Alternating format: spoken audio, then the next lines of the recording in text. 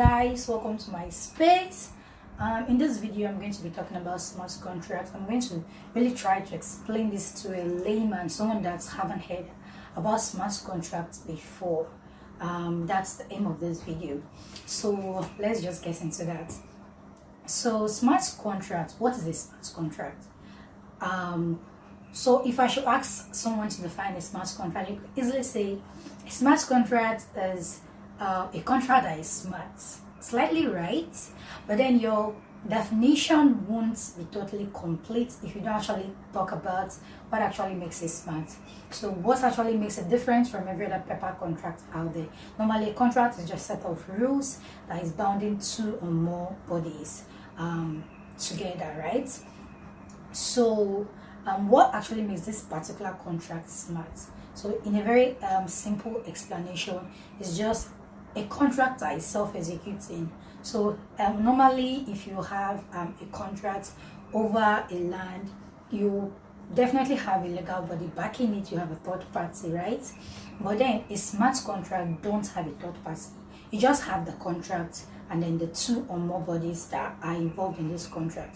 So what actually makes it smart is that as long as a certain rules in the contract gets met, the contract will execute. So it doesn't really have to get a legal body to say, okay, fine, this agreement has been met, this should happen and this should happen. It doesn't really need that physical effort to really execute the contract. So as long as the rules in this contract is being met, the contract is going to execute. So this is just it. So if you're not going to take it further, a little bit technical, and explain it from the concept of the blockchain.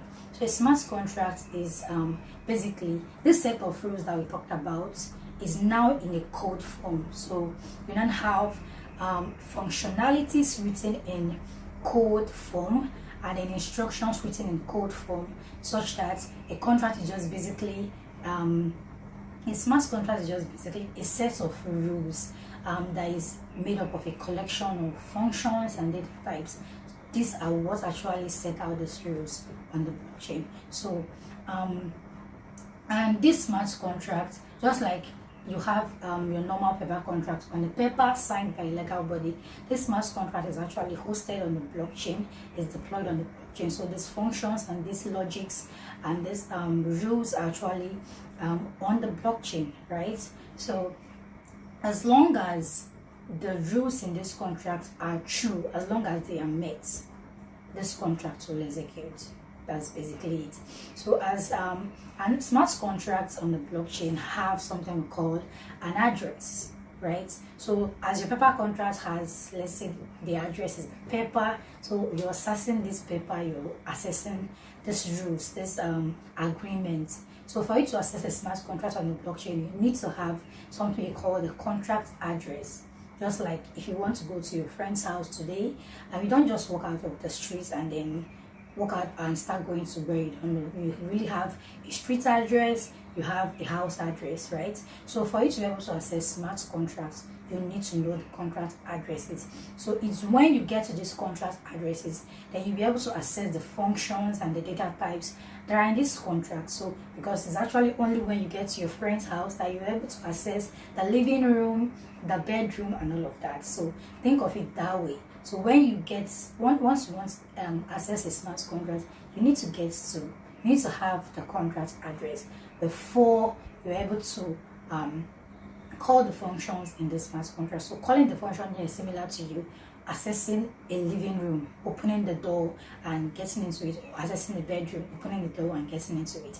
So I think this is a little bit explanatory to a layman. So basically this is how smart contracts work. So basically you want to access it, get the contract address and then know the functions and then how you're going to access these functions and what this function requires. So if you want to access a room, you know, and the room is locked, you need to get the key to that room to access it, right? So I believe I've been able to explain smart contract to you if you're just getting to hear about smart contract.